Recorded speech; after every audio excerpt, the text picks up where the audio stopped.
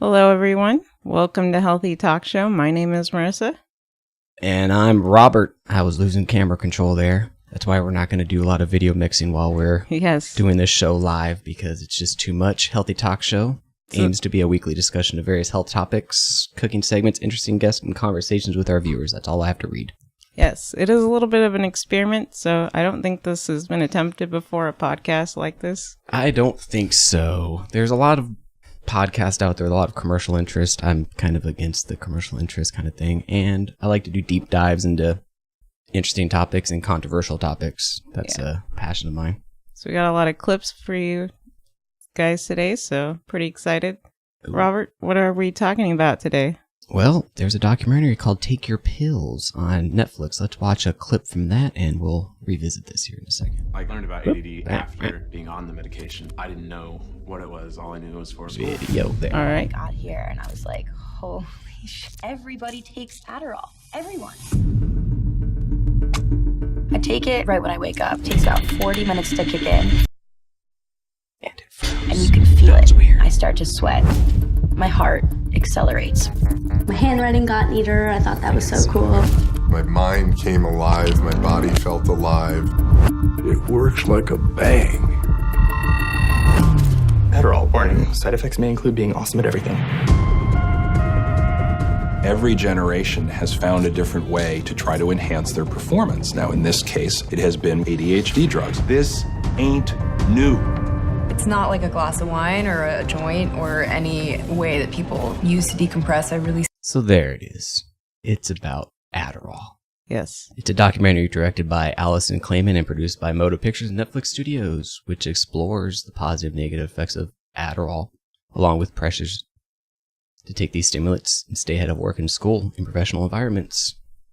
Maria Shriver and Christina Schwarzenegger were actually executive producers on this. Did you know that? I do now. Yeah, and executive producers actually don't do anything. They just fund things. Yeah, so that's also interesting. Yeah, I actually didn't know that her and Arnold Schwarzenegger got divorced. Yeah. He was our former governor. I think you would know that here in California. All right, so let's actually listen to the clip that you have about the Christina Schwarzenegger. And it's not just around, especially around finals or midterms. I would say is probably when you see it the most, but it's also used I don't know why the video's freezing. Recreationally. So people use it to go out, stay out longer, things like that. And it's not like just my college specific. It's from all of my siblings that I've spoken to. They say the same thing.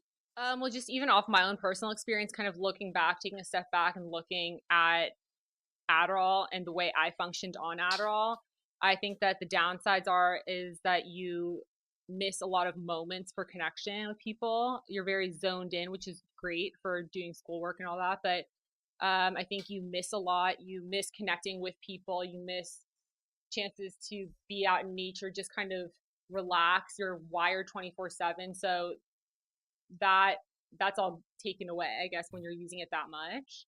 And I think those are very important things that all of us humans need, or connections, to have friends, to be social. I think that suffers a lot for people when they're... There we go. Yeah. So there are a few interesting points that she brings up, and this is why it's interesting to me, since I work on college campuses. So it makes me wonder how many people are abusing this. Mm-hmm. And I work in professional environment, and I also work around high performers in certain cases. And are they on Adderall? Yeah. It's kind of... And so these are the questions we're going to be kind of looking into, is what kind of a culture we're creating. And, is this healthy? Yeah. What are the limits too? Yep. So Urban Dictionary, I thought it was funny, defines Adderall as a performance-enhancing drug for the mind, largely abused by college students and overprescribed to obnoxious elementary children who have gone on their parents' last nerve. Use with caution. Pop too many of these knowledge candies and you could find yourself thinking in binary code while trying to simulate forgotten human emotions. That's a pretty interesting definition. Yeah, I thought that was pretty funny. So let's ask, what is Adderall? So pull up good old Wikipedia for us. Oh, sorry, babe. Oh, no worries. Gotta cue me there. Gotta cue me. Sorry. So we could There's a stimulant page. So Adderall is a stimulant. So stimulant is just described as anything that can increase the activity of the central nervous system. Its speed. Well, they're a little different. Yep, that's the thing. That's a lot of the counterpoints, which we'll visit in a second. Well, towards the end are there's a lot. Yeah. So what we're looking at is amphetamine. So that's the proper name for Adderall, and we're going to be comparing it to meth as well. All right. Screenshot. Yeah, screenshot. Amphetamine. Oh, sorry. Oh, no worries. Screenshot too. There we go. Bam. So these are the two drugs. So these are the amphetamine. That's going to be the Adderall, and the methylphenidate. That is Ritalin. Mm-hmm. And we can show those next screenshots as well. So there's amphetamine. And next shot. So that's Ritalin, or Concerta is also what it's known at. So now we're going to play this interesting clip, basically comparing meth and Adderall. Yes. Wealthier kids have access to purified pharmaceutical speed, and other communities have access to meth, cooked meth. Although the potency is definitely greater in crystal meth and smoking it, etc., at the neuroreceptor sites, it has the exact same effects. Oh, that's weird. Why'd that pop up? That's a picture of... What is that a picture of? Oh, that's the end of the clip. Video. Oh, that's a really weird looking... Here, let's go to the side by side. There we go. All right. 0. So she makes some assertions in this clip, and we're going to analyze that. And also, we want to get your opinions. So if you guys have used Adderall, feel free to call in. If you like it, if you use it for ADHD, for any purposes, we want to know. Yes, we want to talk about it because you've used Adderall once? I tried it once. Yes. And how was it? I tried half a pill and then I fell asleep. Oh, that did not work for you. Yeah, I'm not the typical user. And there are definitely a lot of studies. It didn't stimulate you? No, which is kind of strange. So let's see. So let's pull up. Do you have a screenshot of looking at the comparison? Yes, of Addy versus meth. So this is the chemical structure stop doing that. Of Adderall up at the top, and then methamphetamine down at the bottom. So what's kind of interesting is they look very similar. So you can see there's just a difference of the methyl group. So you see there's a methyl group hanging off of that nitrogen, the big N. Yep. And that methyl group is really the only distinction between the two. So chemically, they act the same. And we do have a video to explain how amphetamines, so that's going to be Adderall and meth. They're both amphetamines. Do people know what a meth? That's a good point. So the methyl group is that little CH3 hanging off of the N.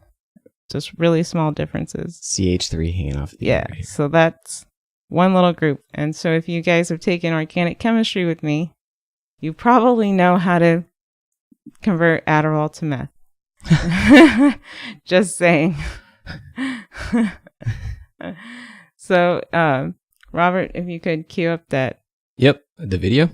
Yep, that explains the difference between the two. Amphetamine binds to the transporter proteins for monoamines like dopamine, norepinephrine, and serotonin. Let's restart it. Nope. And then can be taken up into neurons. Amphetamine binds to the transporter proteins for monoamines like dopamine, norepinephrine, and serotonin. And then can be taken up into neurons via these transporter proteins. There it is. Once inside the neuron, amphetamine disrupts the storage of monoamines in synaptic vesicles. One way it does this is by inhibiting a protein called vesicular monoamine transporter 2, or VMAT2, whose normal role is to transport monoamines into vesicles. Inhibition of VMAT2 leads to higher levels of these neurotransmitters in the neuron. All right, can you pause this video for a second? Or mechanism? Yes. I'll be after the stream. We'll do tutoring in chemistry. We're doing chemistry tutoring after this show. So I wanted to pause it here just to break this part down. If you could flip back to the video screen. Full screen? Yeah. You got it. So what he's talking about, he's talking about those monoamines, and it's increasing the amount of monoamines. And those are symbolized by those little green dots in there. So those monoamines that it's increasing, that's going to be dopamine. That's your reward chemical. serotonin, that's your happy chemical, and then norepinephrine or adrenaline, so that's your flight or fight response. So it's increasing all those chemicals in your synapses there. Was there a little bit left to that clip? Yes. Finish it off? Yep. There's still And it's frozen. understood. Back. Amphetamine is then able to cause the monoamine transporter proteins to run in reverse, leading to the increased release of monoamines, especially dopamine and norepinephrine, and increased levels of these neurotransmitters in the synaptic cleft. These elevated monoamine levels can have various effects on different parts of the central nervous system.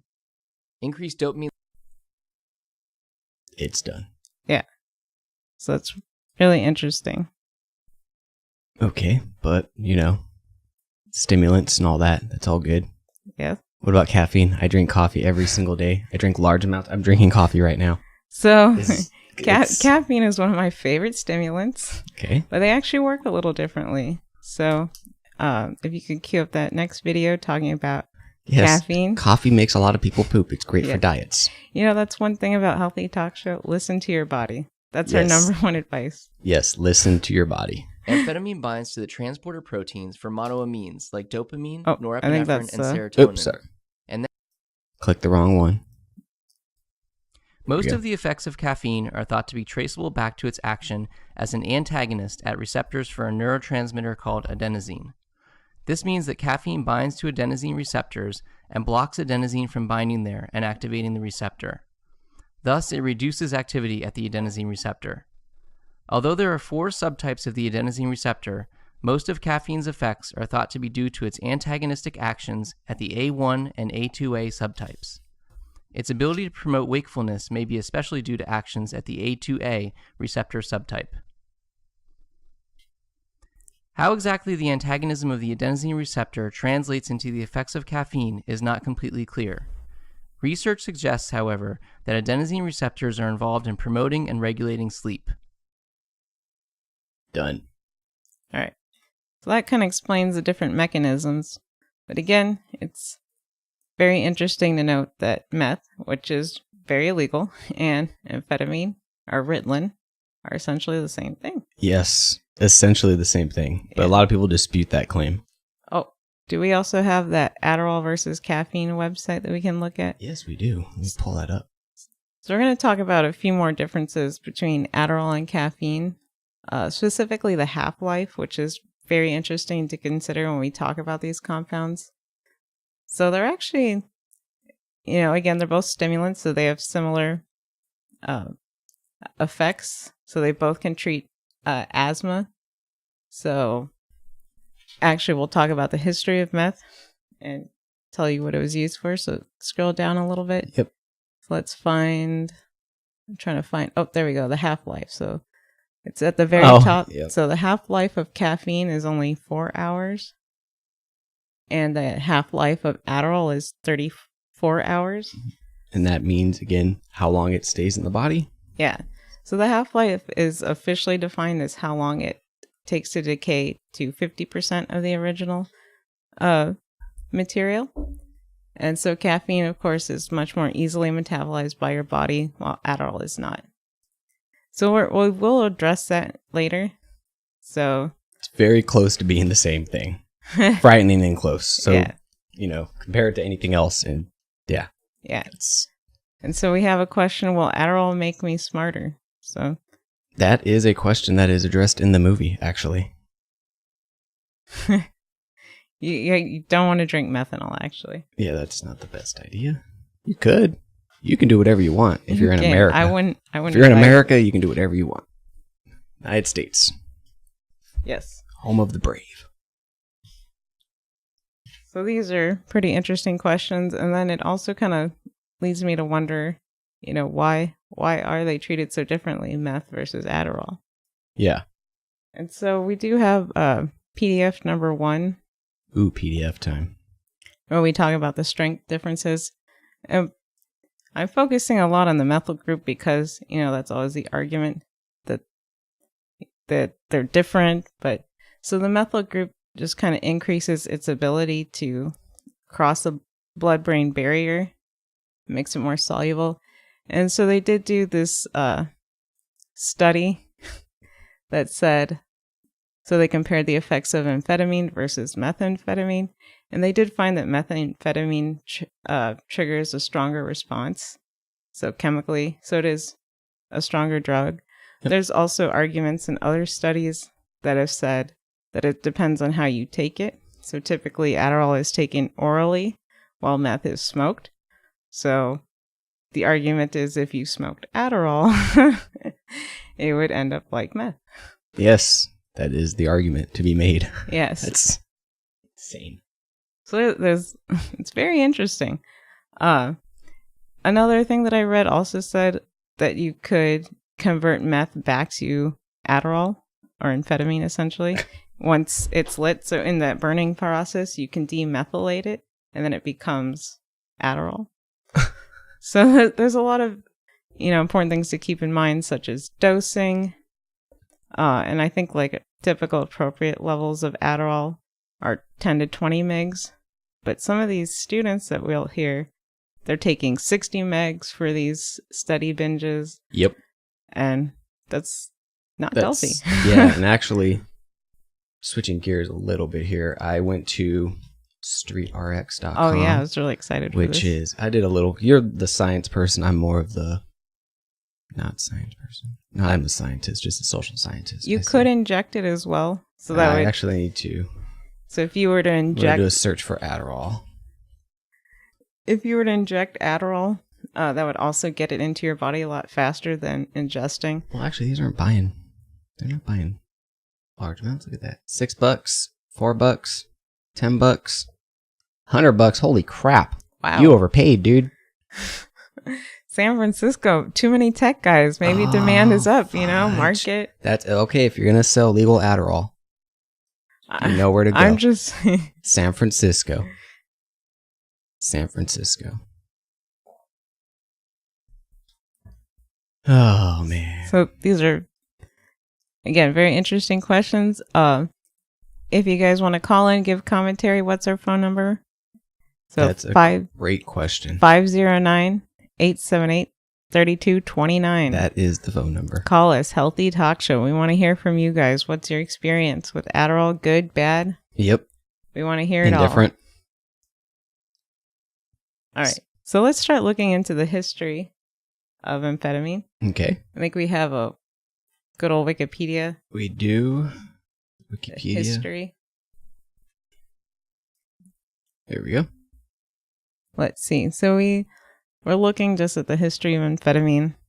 It was first synthesized in 1887 in Germany. It was also related to, so around the same time as this Japanese chemists isolated ephedrine. So a little bit similar compound. If you click on ephedrine, you can see that it's structurally similar.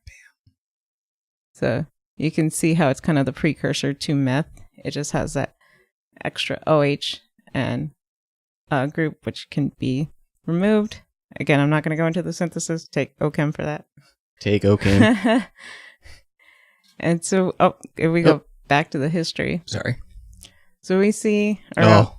Yeah, so the 1930s, it was used as a decongestant because they used to sell it under the name Benzedrine. So it was an inhaler form, and people really liked it, and they started abusing it was a problem. And then later, so we go on to the history, they started using it in World War II. Yeah. There's a video explaining that. Oh, yeah, let's watch that video. Let's cue that up here. Definitely don't drink antifreeze. Not recommended, although it is very sweet. Kamikaze pilots used methamphetamine. Frozen. Methamphetamine was first synthesized in 1893 by a respectable Japanese scientist when he isolated the stimulant ephedrine from the Ephedra synestia plant. In 1919, one of his protégés synthesized the crystalline form of the ephedrine, making the world's first ever crystal meth. Amphetamines wouldn't become popular until World War II, when military forces on both sides of the war decided to use them. The Japanese form of amphetamine was called Philopon, and the government stockpiled it and gave it to their soldiers whenever they got tired and hungry. They also found it was helpful with their special unit, the Kamikaze Pilots. The unit had special planes, the Yokosuka MXY-7 Oka, which were essentially drivable missiles where the pilot was sealed into the cockpit. They were attached to a bomber and then flown into battle. Once they were released and close to their target, they hit the booster rockets, flew past enemy gunfire, and would hopefully slam into an enemy ship. Obviously, not all kamikaze pilots were exactly super pumped about killing themselves by flying into a wall of steel. This was especially the case because they may have been sealed into the small cockpit for several hours before getting to the target. Jeez. This is a lot of time to think and reconsider your commitment to the mission. So essentially, they were given high doses of Philippon to keep themselves alert, sharp, and aggressive until they got to their target. Then we have to assume they had one of the wildest drug trips ever taken. Wow. Jeez. So that was interesting. And it was used on all sides of the war, really. Yes. So Germans, Japanese, us. Americans. Yeah. Definitely us. Everyone was trying to look for that drug that will make the super soldier. Super soldier Captain America. Yeah. That's the... And there was also a lot of propaganda of the pep pills. Yes. With all the bennies. It was really hard to find propaganda on this stuff, though. Also, if anyone happens to know whether Pep Kellogg's actually contain any sort of amphetamines, we would love to know. Yes, because we have to we have to corroborate that in the documentary. The documentary claims that, and it's very misleading and very... they definitely implied that. They implied that... It was really weird. Yeah, which is weird, but we have yet to corroborate it. It's really bothering us because it's... Why would you throw that in there? Yes. It's kind of random. It is widely known that Coke used to contain cocaine, which they were trying to make the comparison to, but again... Yep. If anyone knows, that'll be interesting. Yeah, his bald head does look fake. I agree with you in the chat room there, Catarix TV. Yeah. And then, so throughout the 60s, we had this rise of amphetamine abuse. I think we have a little graph for that. Yes. Give me... The screenshots are less than intuitive. 7? Yep. Yep, sorry. It's the less than intuitive. So this is kind of where the government started getting involved. So there's too much consumption. People are getting addicted. People are realizing that this is, a drug with potential side effects. It can cause elevated heart rates. So some people were having seizures or passing out, heart attacks. So we have 8 billion pills. And so after this is when it started getting more regulated. I believe it's class 2 substance. So hard to get. That's also kind of when methamphetamine became more regulated. Yeah. But meanwhile, they're still pushing this drug, and that's why things kind of got remarketed almost. So now they get under the name of Adderall and other drugs. Which in the movie they explained it as being ADD for all, I think it was. ADD for all, and then there's Adder. Yeah. ADD all, and then the ER in the between. That's interesting. Yeah. And what was also interesting is they started marketing more towards kids and kind of approaching the schools. To do studies on kids. Yeah. Which was interesting because, well, there's a clip of Dr. Connors, the late Keith Connors, who, well, let's see. He actually was the father of ADHD. What was he coined as? He was huge in ADHD research. He was the big dog. The only way to get it is to ask SIBA for it, the Swiss company that marketed it. And so they said, hey, SIBA, can we have a gazillion pills? And this oil drum-sized barrel of Ritalin pills ends up coming to Johns Hopkins so that they can do their trials. In those days, it was possible to go to the principal and say, we're trying out a new drug. And he said, oh my God, if you could just calm these little bastards down, it would be wonderful. We arranged a study on the spot and did a 2-week trial. The children called the pills math pills because... Math pills. I love this quote. Man. So there's a few things that are very interesting about this study. So we go to PDF2. PDF2. And also, I do want to address the comment. So, yeah, illegal drugs are only illegal if you have loving power. That's kind of the question that we're asking. Yes. What is the big difference between meth and amphetamine? Why does one have such a bad connotation? But if we look at how these studies were done, so they go to the schools and they see if they respond favorably. So sorry, I'll just scroll down a little bit. I'm looking for a nice graph at the bottom. It's all right. And I'll explain. PDFs are this Yeah, one? no, keep scrolling. You tell me when. Oh, I think we passed it. That one. Okay. We could zoom in on this. On the graph? Yeah, that little chart there. So this was a small study, but it was comparing motor activity and free recall in normal boys versus ADHD boys. And they found that both had decreased motor activity. And then they also felt better in the free recall.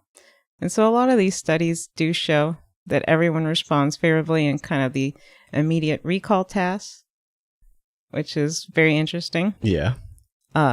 Which kind of makes you wonder, how do they establish these diagnoses then?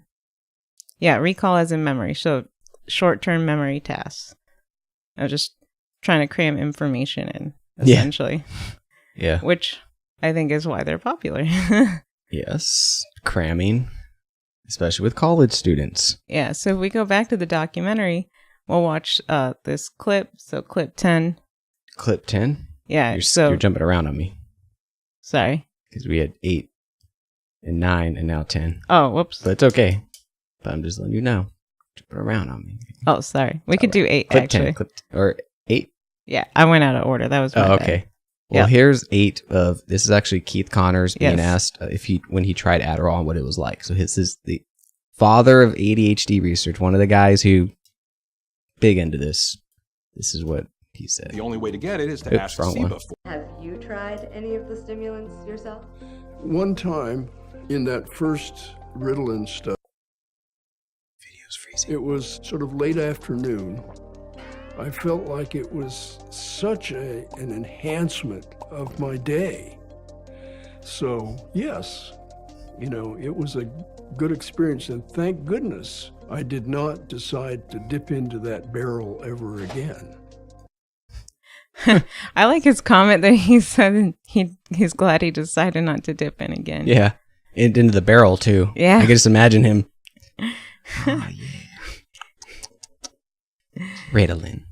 But that's the problem, is everyone responds favorably because it is a stimulant. It's going to make you feel good. Yes, and I don't have any conversations I can talk about with too much detail, but I've had conversations with people and they are convinced that this is helping people 100% all the time. And stimulants are always helping people 100% all the time. They stimulate. That's what they do.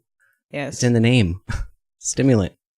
Yes. And again, what's the difference between appropriate use? And that's what we're asking today, is where's the line in the spectrum of ADHD diagnosis? Where is someone actually benefiting and when is someone maybe taking too much advantage or abusing it? It's very interesting. And we actually pulled an interesting clip of the logic of the diagnoses back then. I think it was in the 90s when it was really being pushed back when I was in grade school. Let's just play that here. Not so many years ago, medical profession thought, well, wait a minute, I'm not sure if this kid has ADHD or not. There's no definitive test. I'll give her a stimulant and see if it works. If it works, she has ADHD. If it doesn't, she doesn't. Interesting idea, probably wrong. Most everybody who takes a stimulant does focus better and longer, can pull that all-nighter. Yeah. So everyone exactly feels good. In the chat room there, do you feel good or do you feel good because you accomplish stuff? Exactly. It's more about just feeling good. Yeah. It just makes you feel good. But it all goes back to the mechanism of how it works. It is increasing all the dopamines, the serotonin, so you feel good. You feel great. Yep. But it doesn't actually mean that you're smarter. Yep. And then we see this too in the mom Yes. Now appropriately cue that clip. Yep. This is the mom of one of the older young adults in the documentary named Jasper, who was on Adderall? Yeah, Adderall for a while, and now he's actually off of it. Spoiler warning, but yeah, here's his mom talking about how she cute clip. Able to concentrate more, and I tested it because I wanted to see what it did, and apparently I have ADHD too because it worked. So it just kind of helped you concentrate. So again, logic. If it works, I must have ADHD. I don't know. That's weird that that's in the movie though. Yeah, that kind of seems like that was maybe they found this lady and she didn't know what she was talking about. And they said, "Yeah, let's put this in the documentary to make her sound stupid." Because it doesn't. But I found it more interesting, and we may talk about this later, but I know some of the criticisms criticized her that she was dumb or ill-informed, but yeah, I feel like the point is the stimulant will work on everybody. It is a stimulant. Yeah, exactly. And well, we might go back to this topic. I just want to address that the long-term effects are not well studied. And that's what's also scary, and that's why we want to talk about it. And so, I don't want to spoil too much. You can spoil all that. It's fine. There's no suspense. But, yeah, essentially there are not enough studies done. On most things. Yeah, so you do not know the long-term effects of all these children that we've been medicating for many, many years. Yep. And the documentary, I think, is more skewed on the negative side. Yeah. But it does have functioning adults, Silicon Valley professional who rides around on some uniscooter electric thing, looking like a, typical Silicon Valley dude. And he loves it. He thinks it's the best thing ever, so. Yeah. I don't know. Where are we at? We're on the rundown here. All right, let's check out Screen Grab 8, 9, 10. 8, 9, 10. So that's talking about increased diagnosis, I believe. Go over. So essentially, in the 90s, they're approaching the schools also as well. So we played that clip. So we looked in 1990, 600,000 children were on stimulants. And then we flipped. 2011 grew to 3.5 million. Yeah, 3.5 million. So that is crazy. America diagnoses more kids with ADHD than anywhere in the world. If you look there, it's kind of blurry. Sorry about that. 11% here in the U.S. Oh, that's a picture of us on our couch with our dogs. Yes, that's us researching. That's just to see that yet. That was a secret.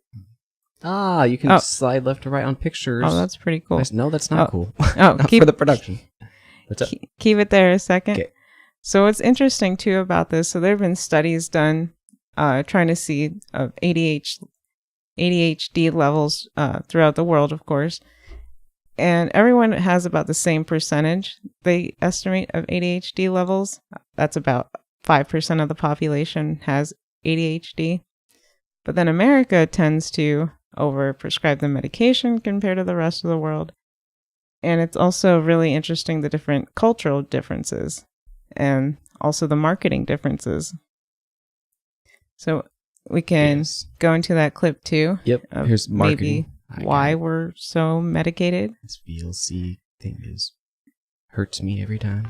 The United States also is one of only 2 developed nations that allows the direct-to-consumer advertising of controlled substances. So when it came to ADHD drugs, it wasn't just for children who are hyperactive, who can't concentrate in school. What they wanted to do is make the mothers more comfortable. Oh my goodness, my kid now takes out the garbage. What a wonderful world, thanks to Adderall XR. And that is why everyone seems to be medicated in the United States, in my opinion. It's because we're marketed. It's what it is. It's direct marketing. One of only 2 first developed nations. That is really interesting. First world nations. And there's a lot of other interesting factors that have been going on that may also be leading to these increased diagnoses.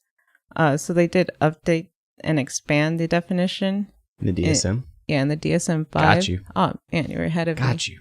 And so they mention that they are subtle differences, but they do expand it. Let's see, zoom in a little. So I was trying to So scroll down just a hair. We got to give you PDF control. There we go. Yeah, next time. So notice that they lowered the amount of symptoms that have to manifest down from 6 to 5, and that they used to say that the onset of symptoms have to be before age 7. Now they changed that before age 12. And so this also raises questions because now we're going to have more people on the being diagnosed with ADHD. So that's also interesting. And then it's also interesting the type of support. I think we have a screenshot. Or wait, it's not a screenshot. It's one of our websites. Oh, website. It's the CDC. Yep, got it. Statistics. And what I wanted to highlight there is if you scroll down to the bottom, there's a map of the US and it shows, yes, that one, perfect. So it shows medication treatment and behavioral therapy treatment. So there's some argument too that we're over medicating because we don't want to take the time to do the behavioral therapy. So if we look, so in California, for instance, they're less than 70% medication treatment and then more behavioral treatment. So that's kind of interesting. And then if we look at other states that are more heavily medicated, we see that maybe they don't do as much behavioral therapy. The dot gets smaller. Yeah. The little yellow dot gets substantially smaller. So that's also really interesting. Here's pretty good. Colorado. Yeah. Good balance there. And so these are some of the cultural differences too that may explain the differences in ADHD levels. So different cultures, especially the Chinese historically, have kind of had this attitude that you need to learn and grow and, you know, just that's part of being a better person. And that's also interesting. So maybe we need to actually, you know, raise our children, but that goes into other issues of, but it's hard that we're not giving our children enough support and instead just expecting a pill to fix everything. Yeah, and there's Jasper from the documentary here. He's got a comment on that. Right, let's go here. Come on, Jasper. Where you at? I got to school and I stopped taking it so much. I only take it when I write, really. This isn't pot and like booze. This is meth and it's screwing with your liver. Like when I was in senior year, I wasn't allowed to like drink or anything because they were worried it was like shutting down. Like my blood work wasn't looking good. There was like too many enzymes or something. Like I had to constantly be looking at my poop to see what color it was. Like if that's the case, then this isn't really worth it. You don't want to look at the color of your poop. Do not eat at Burger King. Yeah.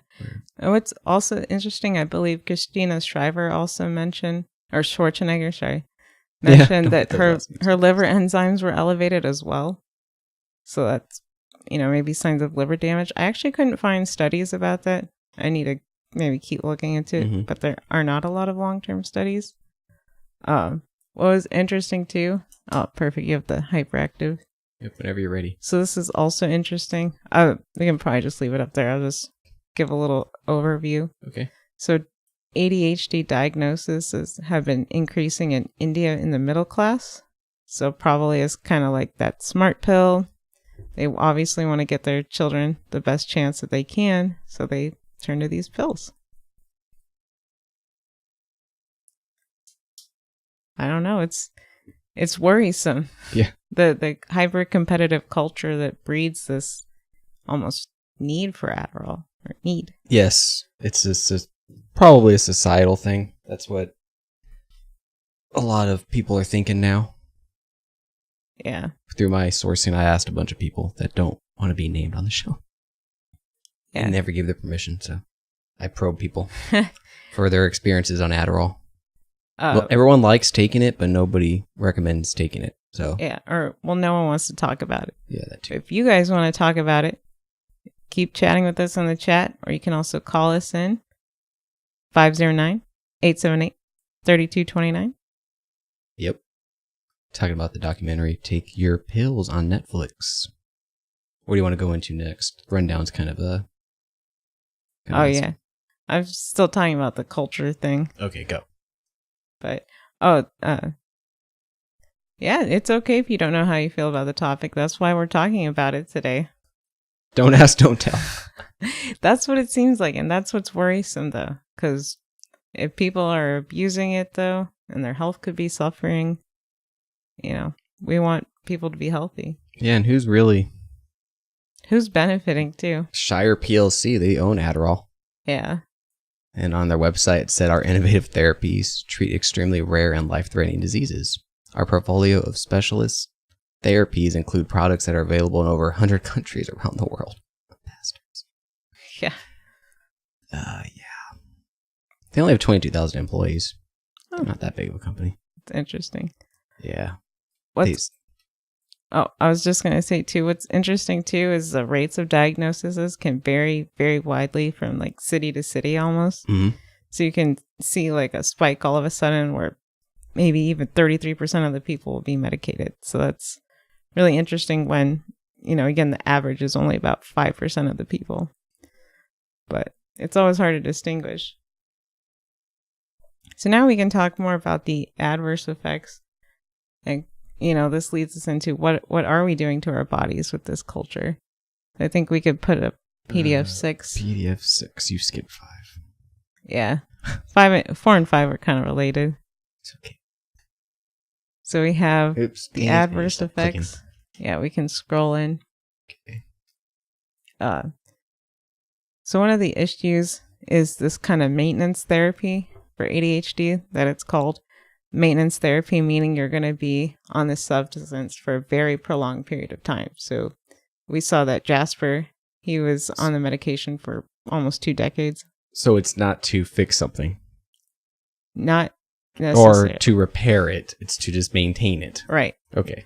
Or I guess what you're kind of leading into is once you're diagnosed for life now. You're on this pill for life. Yeah. And, is that the best choice? And so there's not a lot of research, and that's kind of what this paper emphasizes. So we see that early amphetamine treatment has been linked to slowing in height and weight growth in children. So they compared these children. Amphetamines are also the most abused medication. So amphetamines tend to be really addictive. Let me scroll down myself. For adults, you highlighted Adderall XR is approved at doses up to 20 milligrams per day. Yeah. And I think there's some clip of this girl talking about taking 60. Yeah. Yeah, in the trailer. It's also, so yeah, it's not a fix. It's just kind of this Band-Aid. So yeah, if we look at that CNS side effects, so that's central nervous system side effects, we see that amphetamines, so again, this is all amphetamines. I don't know, do we want to look at the misinformation Medium post as well? We can. I don't think I have it queued. Oh. I think I put in the screenshots, but... Oh, did you? Okay, I can If pull it I up. didn't... If it's in the screenshots, talk I can about pull it up right now. So we were trying to find the Medium criticisms article of this film. Yeah, that's when we were screen grabbing instead of doing things the correct. Did you look at... Did I upload the Google one too? The Google one. Well, here's the Medium one. No, I have our oh yeah, I do have Google one. Yeah. Google one. So if you Google meth versus Adderall and meth, it's the top 4 hit. The 4th one down is this person claiming that Adderall and meth aren't the same thing. So if you go back to that article, they make some false assertions, which is really troubling to me because, again, this is really high on the hit. So they make this comment that Adderall, that meth can cross the blood-brain barrier, but amphetamine can't. It can't.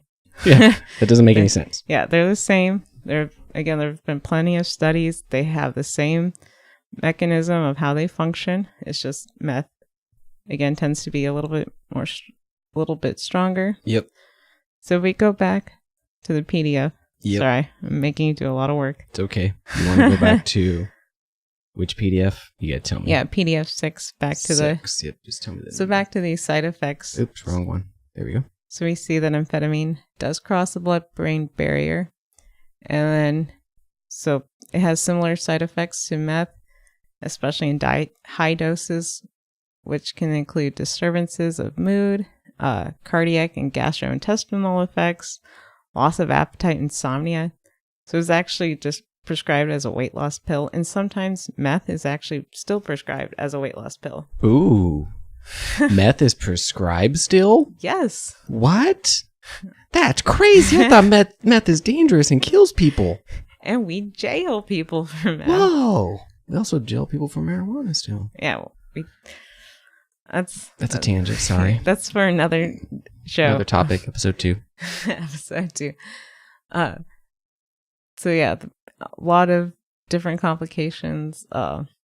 Another thing, so if we recall back to that half-life, we don't have to switch back to it, but if we recall back at a 34-hour half-life, so that means that you're being exposed to this constantly. So they notice that 24 hours after meth, there was still present in the blood.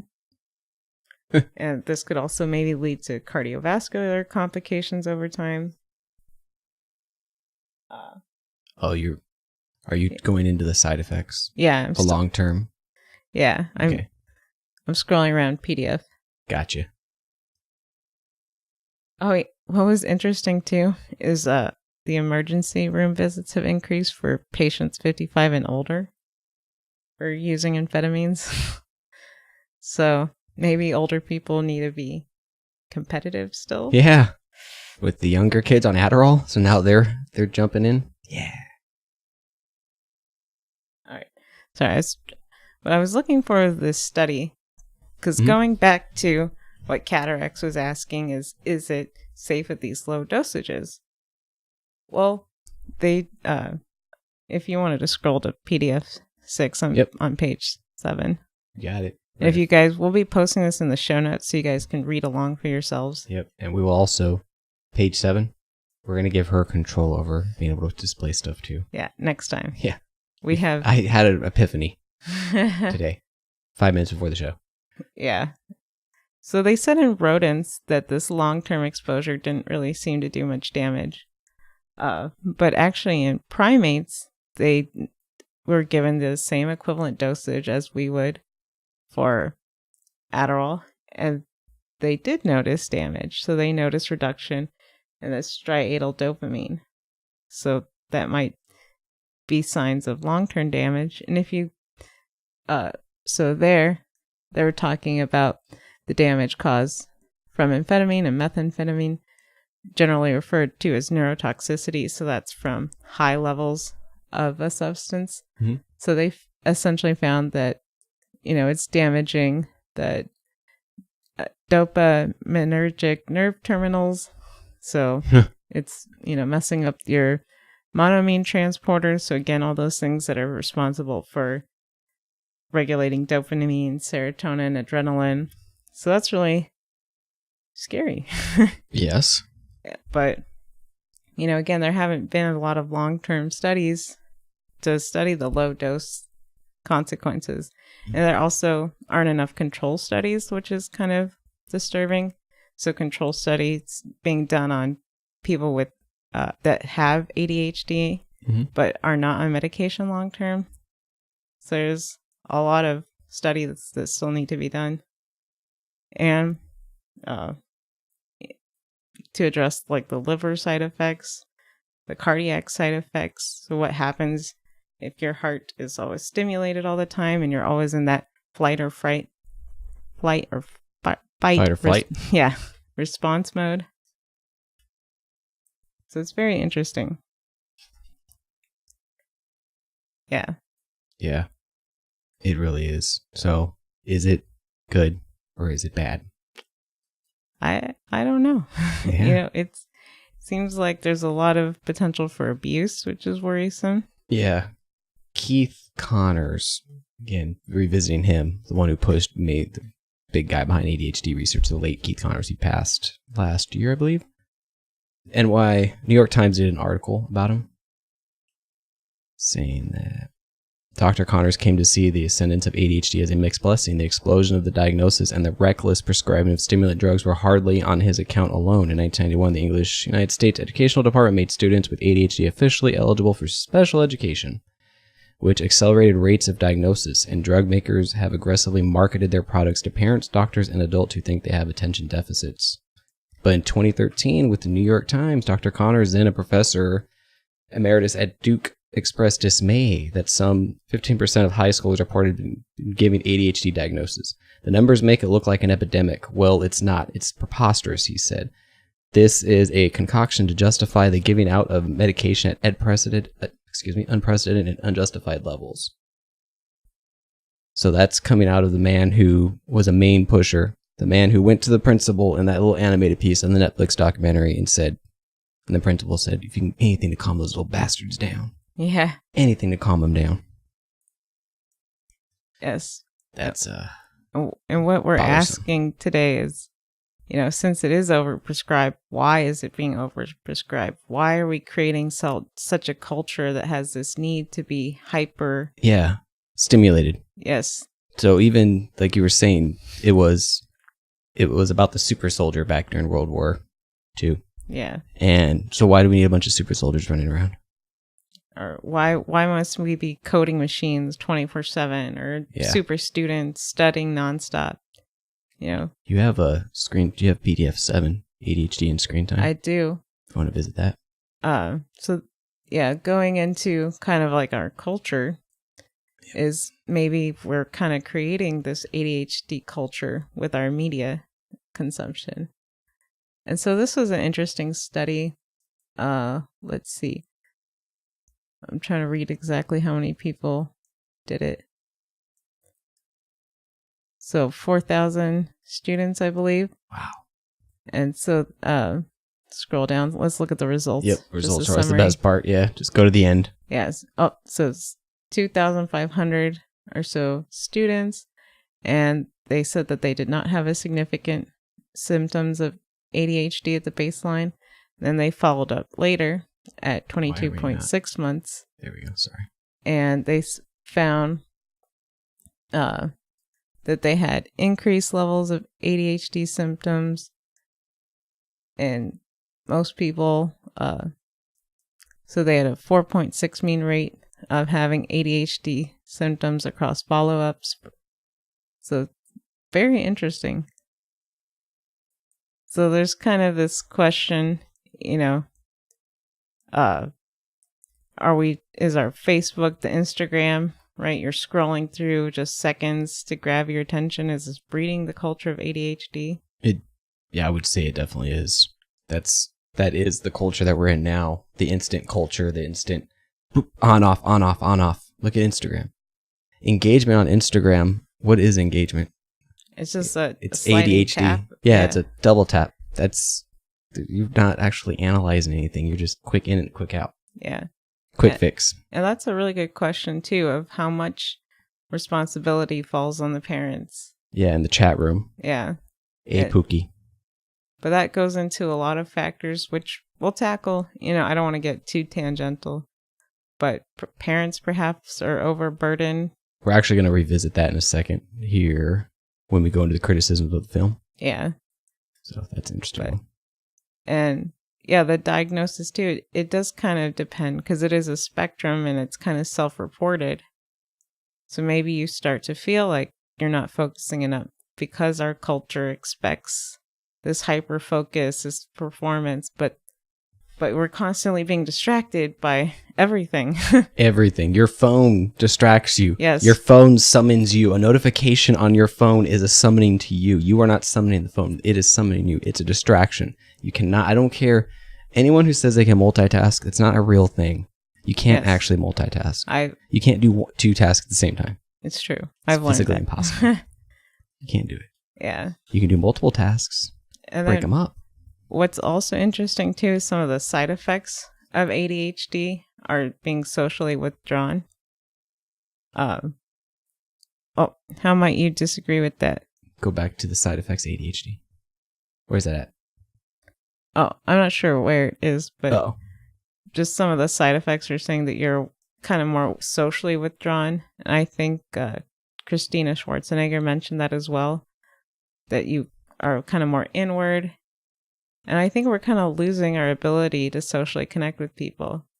You know, the eye contact, the subtleties. But when you become so focused, it's a little bit difficult. Huh.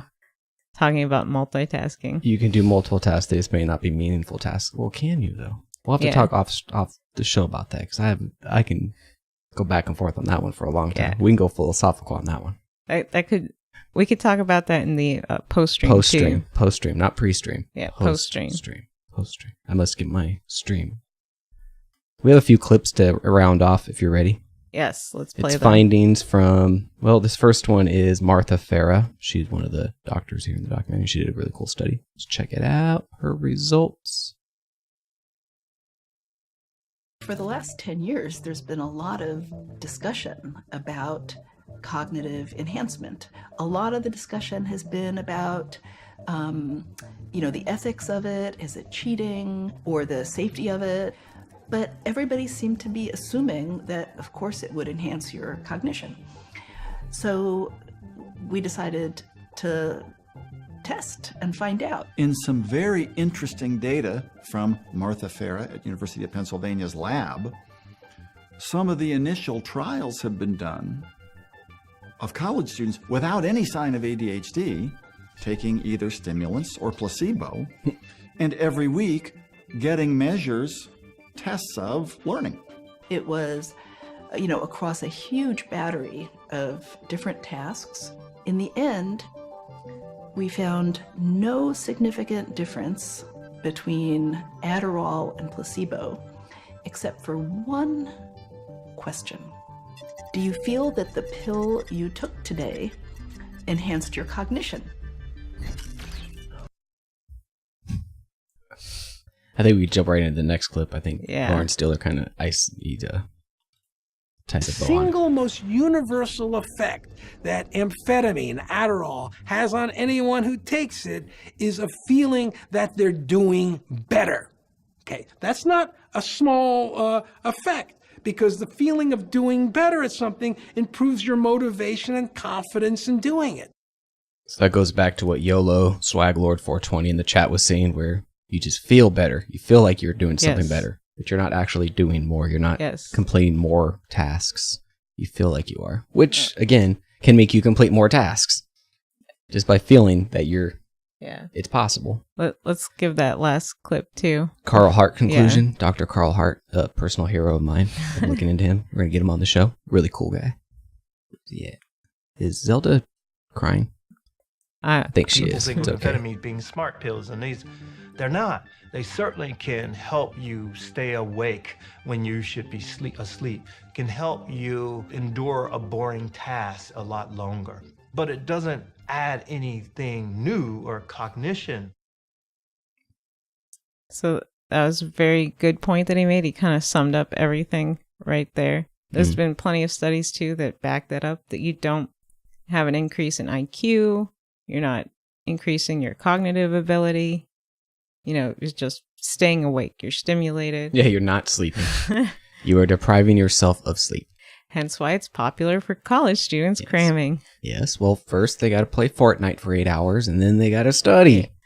My other question, especially to the audience too, and anyone listening out there, is back to the ethics.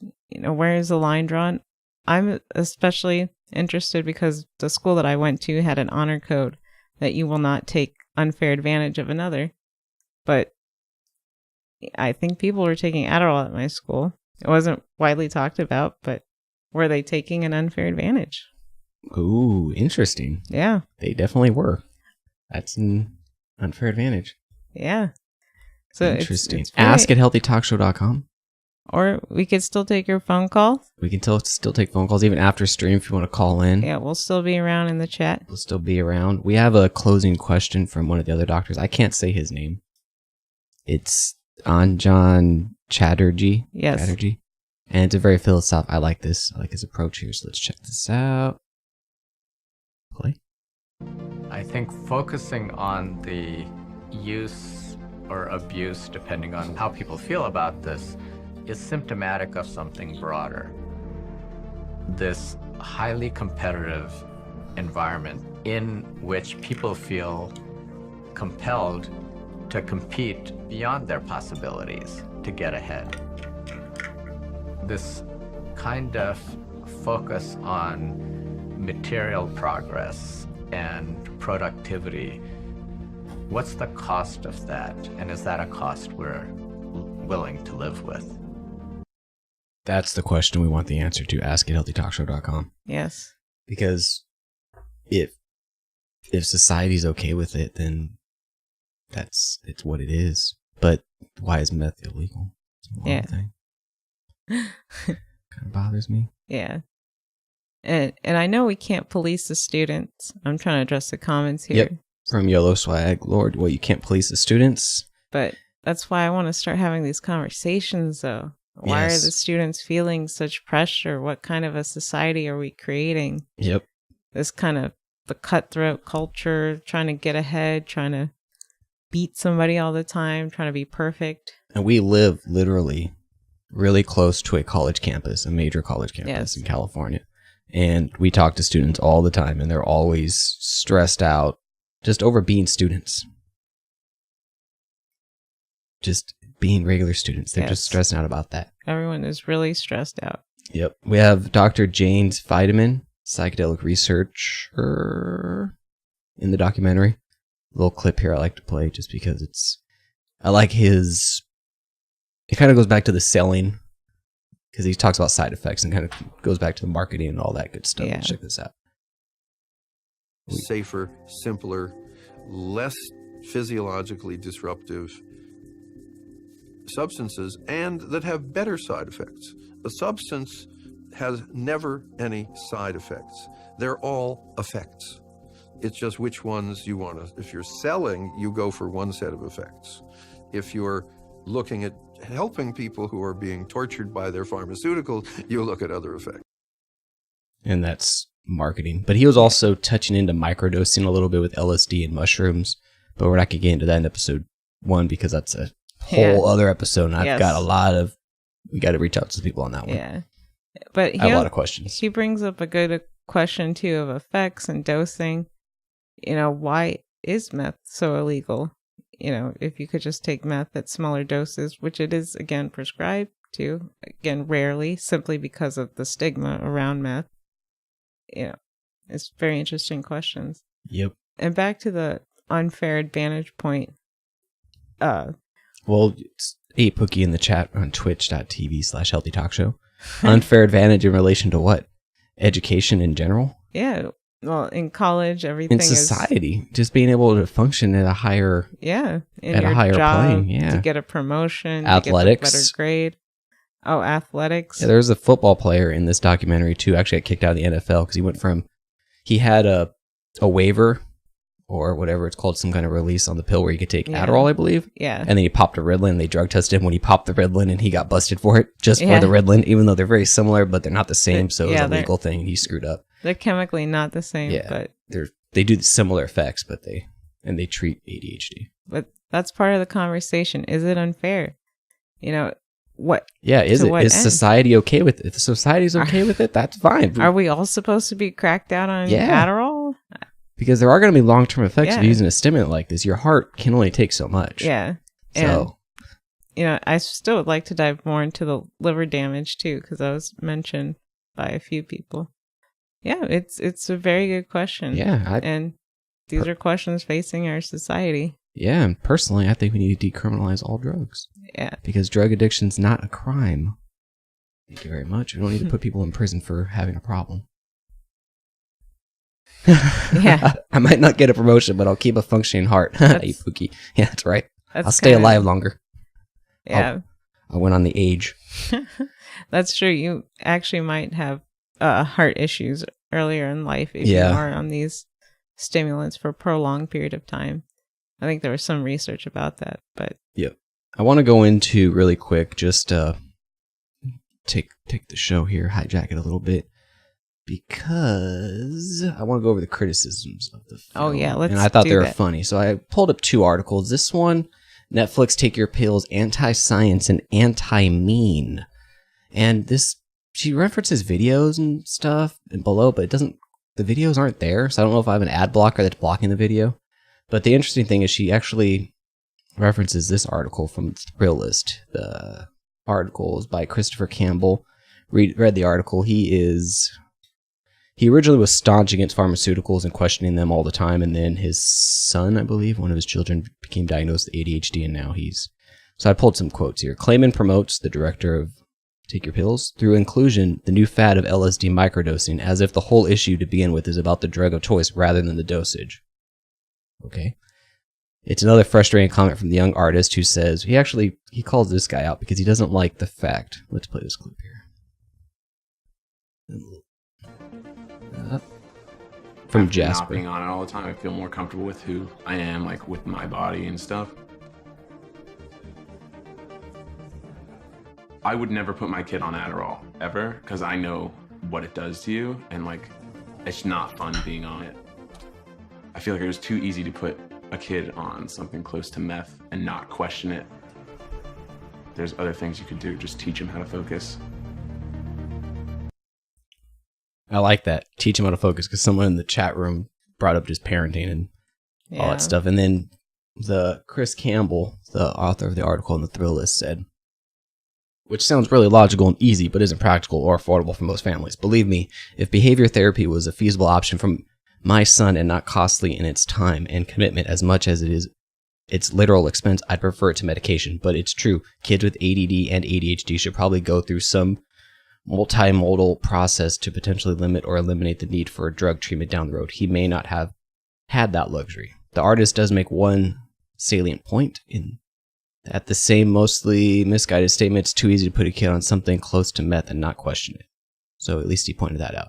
But I don't like this guy, the Thrillist guy, whatever his name is, Chris Campbell, because that bothers me. Shouldn't medication always be the last resort? I was always taught that. Yeah. I don't know what everyone else is taught. Please let me know in the chat. But I was always taught you don't take anything. Not even aspirin. Don't give your kid aspirin. Give them nothing unless they absolutely need it. Because the body's developing, the mind's developing. You don't want to stop that growth process. You don't want to stop that process or halt it or do anything to interrupt it. Yeah. And there's still a lot of questions on what the long-term side effects are in our children that we're medicating. But it also leaves questions of what can we do as a society to better support our children. Going back to the cultural differences, I think in Asian cultures too, they tend to live with multi-generations of families. So they have support from parents and grandparents to try to raise the children and help them focus and develop other techniques. Well, maybe in the US, we don't have as many nuclear families or tight nuclear families. And I don't just mean, traditional male, female. I just mean, two parents at home. Two parents, multiple parents, more than one. And I think generally, too, you have a lot of parents that they both have to work, unfortunately, to support the household. And then that leaves them with very little options. But yeah, I don't want to get too sidetracked. Yeah. Yeah. We did some tests here online to see. Oh, the chat room's chiming in here. Cataracts TV. I don't even take pain medicine, unless I can't function or barely function without it. I'm the same way. Had hernia surgery. Did not take any Vicodin. Let me pull up test results here. I think we're closing out the show here. Yeah. But we actually took an ADHD. Do you have ADHD test? So here's Robert's ADHD score. I scored a 20. So ADHD possible, which I can't zoom in. I don't know why. Oh yeah, because I'm using the wrong mouse. Here we go. Oh, I went through the pictures again. That's us again. Was us researching? That's us with researching. Dogs. There we go. There we go. So it's at Psych Central. Go take it. And Marissa's score 27. So she is moderate ADHD. Which is very interesting according to this test. Yeah, I don't know why this jumped. But that also shows too how easy it is to kind of self-diagnose and maybe go to your doctor saying that you need it. Yep. And then we've heard stories of people manipulating their doctor. Yes. Maybe? Yes, I actually have a text from someone who said that she dated a guy who when he was in college went to the psychiatrist Yeah. And manipulated them to get Adderall, and then he would save it for all his friends, and they would all take it during exam time. Crazy. That's so you do bring up a good point of what are the long-term side effects of someone with diagnosed ADHD going unmedicated. So that's kind of unknown, and it all depends on the severity. And that's something that's not really addressed in the documentary. And of course, if you really cannot function at all without medication, we would want you to take it and do what's best for your body. Yeah, don't take any medical advice from us. Yeah. Always listen to your body. And listen your doctor. to your doctor. We have to legally say that. Yes, but at the same time, it raises questions of what happens if you don't fit the mold of society too. Yep. Exactly. And what is the mold of society? We're Yes. human beings. We're so different. We're so unique. Everyone's different. Everyone's unique. Why medicate to be the same? Yeah. And to be a bunch of super soldiers. And what's interesting too is it is, it's considered to be a chemical imbalance, but there's not really a test for it. So then these, like we just took these tests online, it's a survey. Yeah. Essentially how you feel. Yeah. And anyone who can game a survey, of course, knows how to do that. And, you don't answer the questions accurately, or you answer them to get your get your prescription. Yeah. That's, yeah. And, going back to our society, we all want to have our perfect life. We all want to have it all, good grades. We want to look pretty and party all night too. And people feel like Adderall might be a way to do it because it is legal. It is legal. And that's another worrisome thing for us. Just because it's legal doesn't necessarily mean it's safe. Yep. Or people may not realize too the long-term implications of taking this drug. Yep. And they're not clearly described to people taking this drug. Yeah. Although Jasper had to check the color of his poop. And he couldn't drink senior year. Was that high school or college? Because you're not supposed to be drinking senior year of high school there, buddy. Yeah. Busted you. Busted. But, all right. Well, I think we can close the show. What do you think? First episode, I success. think so. Everything worked. We're still functioning. We're still here. Yes. Please follow us on Twitch, twitch.tv/Healthy Talk Show. We need followers. We're 3 away, I think. Yes. So if you follow us just follow us so we can get that subscribe button. It'd be really nice. Oh, we have our names on the right on there. the screen. Right there. Right there. Those are our names right there. Anyways, it was nice chatting with everybody. Yes, thank you we so will much. stay on Twitch. We will take calls if you guys want to talk on Discord or anything. We got to edit video and stuff, so it's a long process. Yeah, we're still going to be streaming. Still going to be streaming. Have a good night. I don't think there's anything else. I'm going to put up our social stuff for the video podcast feed. Good night, everybody. Have a good night. We'll be posting links soon. ask@healthytalkshow.com. All right. Good night.